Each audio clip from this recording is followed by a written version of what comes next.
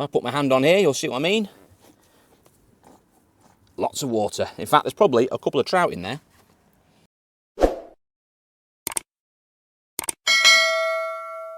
Today's video is sponsored by Vehicle Score. Now, Vehicle Score is a free vehicle checking service which you can visit by going to vehiclescore.co.uk.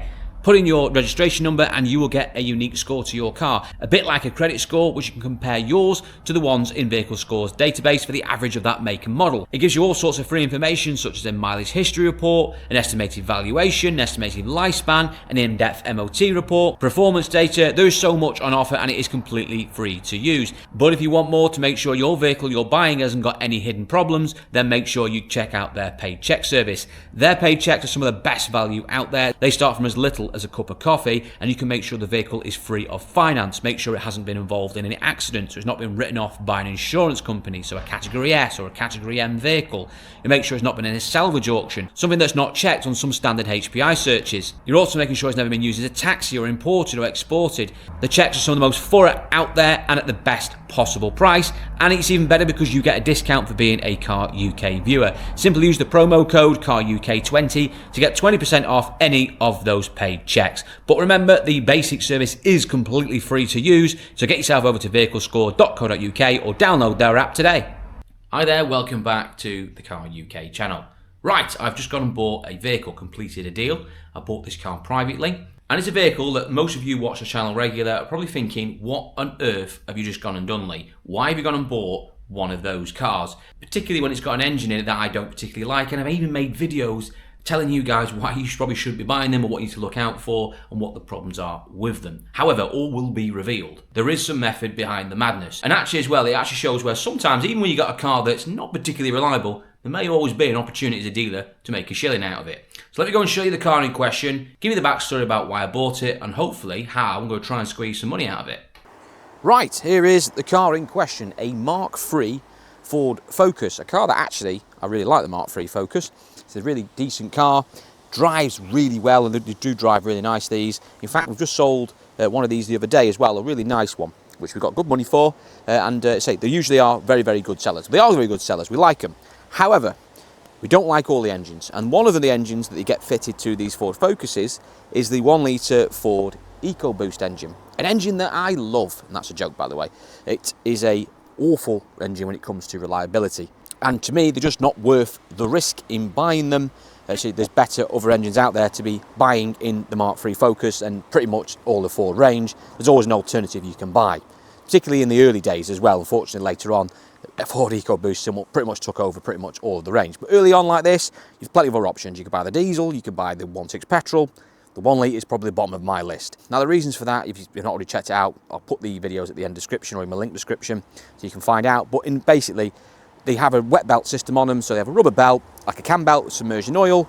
Rubber and oil are not the best of friends. It deteriorates over time, particularly if they are not serviced correctly, use the wrong oil. That can cause further problems, but even when you do service them well, they are still not the best and can fall to pieces, clog up your engine and effectively blow up. Hence why they get called, nicknamed in the trade, eco booms. And that isn't the only problem with them. They also suffer with a lot of water problems as well, holding water, decast pipes that can break on them, leaky water pumps, head gasket issues. There's all sorts of things can go wrong.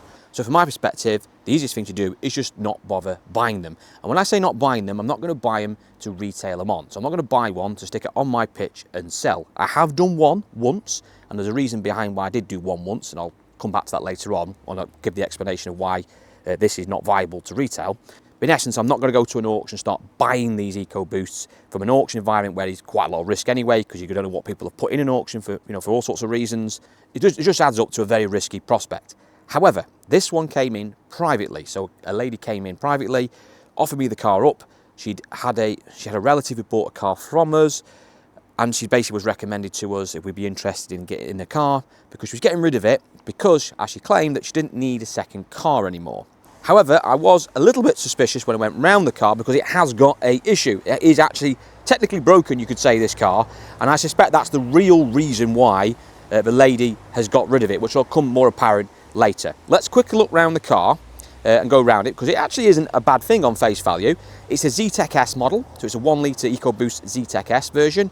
So it's got all the sort of looks of the Ford Focus ST about it. So you've got the ST style wheels, obviously you've got the front bumper splitter and stuff like that. You've always got the skirts on it. You've got the side, you've got the back bumper as well, the skirts at the bottom. You've got the spoiler as well. It's actually a really nice looking thing, well specced out as well. Damage wise, actually all round it's pretty decent. It's not damaged or anything like that. We've got no nasty dings or anything like that in it for a car that's done 108,000 miles, so it's a little bit mileagey, but nonetheless it actually looks pretty all right. I say on this side here we've got no damage. The only thing we've got, which you would need to do if you were going to retail it, or if we were going to retail, which we're not going to do, it's got to be a little bit flaky there, unfortunately. Maybe that's a sign of things to come on the Mark III Focuses, and also a little bit down there. So what we would do in that circumstances, if we were going to retail this, is you've got a nice line to work with there on that arch. You just have that arch blown in, redone, all to get rid of the rust, painted in, and then have the whole car buffed over because it's a little bit flat, being white. But that is pretty much it. Other than that, it's just not been washed. It just wants a bloody good clean. It's been used as a family car. That's what happens. Also, as well, a little chip on this side here as well. You wouldn't go to the length of painting it. You just touch that in. It's just a little chip. You wouldn't bother painting a tailgate for. Remember, it's a 12-year-old car. This side as well, very clean. Wheels are pretty decent. Tyres are all decent. I have driven this car. It drives really well. Wheels obviously want a bit of a clean up and a little bit chippy, but they're as they are for a car that's done 108k, that's 12 years old. So it's a nice looking thing. And inside as well, let me show you, being the ZTEC S model, it is quite well spec'd. So we've got electric windows all round, we've got keyless entry, it's a 6-speed model. Handbrake there, you notice is adjusting because it's well, a little bit of ret, shouldn't be that high up. But we've got stop start on it, we've got parking sensors, we've got heated seats, we've got half leather, cruise control, pretty much everything you want on a car of this era, Bluetooth. It's a nice thing, nice thing. Well spec'd, lovely family car with everything, all the bells and whistles on. So what is wrong with it? Well, let's start it up first. You may be thinking maybe it's running like a bag of spanners or we've got problems there. Well, I'll show you. There you go, 108,000 miles. Fires into life, no issues with starting. We've got no warning lights on other than the one for the fuel, because the lady has left me 4 miles in the car, which says everything you need to know. But as you can hear now, it revs up fine. I'm looking in the rearview mirror, we've got no smoke, there's no issues there, no misfiring. So we've got no issues there, it's running absolutely fine. So what is the problem with this car? Well, let me show you. It'll all be revealed when we get under the bonnet. Right, under the bonnet, there is the awful 1 litre Ford EcoBoost engine. I say awful, I'm talking about reliability. I'm not talking about the way they drive. They actually drive all right, these little things. They actually drive really nice, very punchy, got cheap road tax, all that. It all works well, and in the idea of it works well. The execution of the engine, how it was designed, was, well, not very good. It was over-engineered in my view. They didn't need to make a wet belt system on it. They later changed it back to a chain. Well, not quite a full chain system, but they did change the main wet belt back to a chain, but they left the oil pump belt still wet belt, which is just balmy, but there we go. But unfortunately, they are riddled with problems. The main one being the wet belt problems, which you can't, unfortunately, on these, actually check like you can on some of the other wet belt engines where you can take the oil cap off and sometimes you can actually visually see the belt. 1.2 PureTech's an example of that. But on these, they're buried in the engine. The only way to physically see them is to take the sump apart, which is a bit of a job, about an hour or so to get all the exhaust system off to do that. So you'd have no reckoning of how bad these engines are until they literally start to fall to pieces and start to damage internals like the vac pump and stuff like that, and you get turbo issues. Or you get oil lights on that can throw an oil light problem on the dash because you get clogged up with all the belt going everywhere. The other problem you get with these is retaining water in it. It has got coolant circulating in it, but it's literally now just off the scale. We put a little bit of coolant in this before and left it running. It's now swallowed it up as it's been bled round, and it's leaking. And I was aware of this when it came in yesterday. When a lady showed me around the car, I opened the bonnet, and as soon as I saw, yesterday the coolant level actually was just above the minimum, and the lid was a bit loose. You could tell someone had topped it up. I asked the question, are you putting water in it? And unfortunately I got the answer. I didn't get the truthful answer. I just got, oh, I don't know, my husband does that, which I just thought, right, okay, fair enough. I checked it over anyway, thought, right, we'll better check this over, because if you've got water leaking in one of these, it could be something like a water pump leaking. It's not, it's nice and dry. The degas pipe on the front here, this is this return pipe, these usually leak and break. This one's not leaking, it's fine. They can also leak internally into the cylinder head, into the egg gaskets, but when that happens, it's, well, basically the engines sort of fall to pieces, you start running rough and stuff like that. I mean, I've even had them where that bad. You've took the plugs out and the bores are full of water and it's like running on 1-2 cylinders. None of those signs. We've got no water leaks whatsoever. So the question is, where is the coolant going? Well, let me show you. The coolant is going into the carpets. If I put my hand on here, you'll see what I mean. Lots of water. In fact, there's probably a couple of trout in there. So basically what is happening is that the heater matrix pipes, which feed the heaters inside the car, there's a little mini radiator, that's what matrix is, and there's two pipes which you can vaguely see, they're down over here anyway, they're quite easy to get to on these, thankfully. The pipes going into the matrix are leaking, that is dripping down into the carpet and filling, particularly the driver's side and the driver's rear, full of water. And that is what's wrong with this vehicle. Now, the customer, let's be fair, has obviously been aware that it's losing water, because it would have become blatantly obvious the fact that the car would have potentially might overheat. You would get a coolant light coming on, you also get the gauge light coming on as well, telling you to top up for coolant. So they were aware that the coolant was leaking, and you can telltale signs. The lids as well, the cap had been off as well, wasn't tight. You can tell by the cap all the threads are starting to get chewed up where it's been on and off too many times. They weren't being honest, which is fine, you know. Dealers like us are there to be shit on by the members of the public who want to get rid of their cars, not tell us all the problems, but when we sell them the car, they want to know every single thing's been done and making sure we're being honest with them. It works, that's how it works. So by this point, you're probably thinking, you're better off saying to the customer, thanks, but no thanks. Get them down the road, not for me. However, I still see an opportunity in this car because, yes, it's losing coolant. That's not great, but it's not leaking from the engine itself. It's not a direct engine issue. It's running fine. I've been and driven it with coolant in it. I did have a little coolant in it yesterday when I test drove it. It was actually even throwing out hot air as well, amazingly. There obviously was still some water going into the matrix. So we've just got a leak going into the cabin. They're probably topping it up every few days and it's just drip leaking back into the footwell. But the point being, the car's running fine. It just wants a repair. But the customer probably has thought, ooh, this isn't good. The whole car's sodden through. It's leaking water from behind the dash or the engine. Maybe they've been warned about the engine's a little bit problematic. A few scare tactics. You could soon see why someone might want to get shot of this car. And the fact that it came in with a very low price in the first place obviously gave me that suspicion. And had it had a real terminal problem with it, I wouldn't be getting anywhere near it. But it's actually not difficult to sort out. It only wants a few clips on the matrix doing that's very common that fail. In fact, I can put you an example of them here. Replace those, dry out the car, valet it, get all the water out of it, problem solved. That's it. It's not, from a garage perspective, a difficult job to fix. And actually quite accessible as well. Some matrix are horrible to get to. On these Fords, not so bad. So this is actually a really, really cheap fix to solve on a car that's still running and driving and functioning.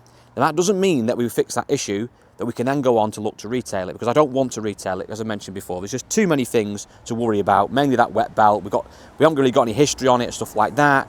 It may have had a replacement engine, it may have had a belt previously, we just don't know. So the best thing to do with it is just to basically just trade it on. So do the water leak, sort that out, do a very quick oil change in it using the correct oil, which is 5W20 Eco Oil, do the bare basics and then move it on in the trade it on, i.e. sell it to another motor trader who can do what with it as they please. And I've already got someone lined up for it who's ever get it sorted will give me a nice drink on it.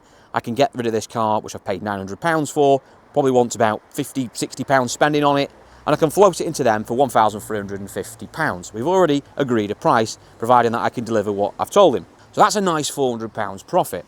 But it's not as nice as if you were to retail it, where you can get dragged in, because retail on this is probably, I mean, we probably get for this on here, 2,995 is a little bit up on the miles, so 2,995 is probably where you would see this car retailing, and we would sell it. There's no doubt about it. Someone would come in and we'd be able to sell it to them. And although £2,000 profit might sound pretty attractive, and it is, the issue is going to be that you won't end up with £2,000 in your hand. The simple reasons, because one, you've got a little bit of paint to do, so there's a few £100 gone probably anyway. There's going to be other prep as well, because when you're retailing a car, you're going to have to, there's going to be other stuff underneath that need doing. You always end up spending a few £100 just prepping something, whether it's tyres or brakes or etc. Then we've got a wet belt issue. And if it needs a wet belt, the cheapest wet belt done from a garage independent specialist is about £800 now you can have done. Twice that at the dealers, but about £800 for the specialists to have it done. So you take that into account, then you throw your paint on it, stuff like that. You'll end up probably with £1,000, just done maybe £1,000 max out of the car when you sell it and retail it. But then you've also got to pay VAT margin. And your VAT margin on £1,000 and £3,000 is £2,000 left. You end up then having to take out of that margin, what, 320, 30 quid, somewhere around there roughly, in VAT that's going to have to be deducted from that. So all of a sudden, you're probably going to be down to 650 quid in your hand if you have to put a wet belt on this, which in fairness, you probably would have to, unless you've been lucky and it's been done recently, which we've got no proof that it has. So when you break it down and actually look at the numbers more, you're actually realising that, do you want £400 in your hand for a couple of hours work and get rid of it and have no liability? Or do you want to go for all that motion of having the car retail, putting a belt on it, sending it away, getting it back, sending it to paint, getting it back, having it on site, retailing it, advertising it, etc. And then you've got a customer you've got to look after during a warranty period, etc. on the line for an additional few £100 profit. It absolutely makes no sense. You just wouldn't do it. The easiest thing to do is to trade it on, get your profit and move on. And that is exactly what we're going to do with this Ford Ecoboost. Get it fixed, a couple of hours in the workshop, and get it traded on and get that profit in our arse pocket and move on. Sometimes, like I've said before on this channel, your first profit can end up being your best profit, even if it ain't much of a profit.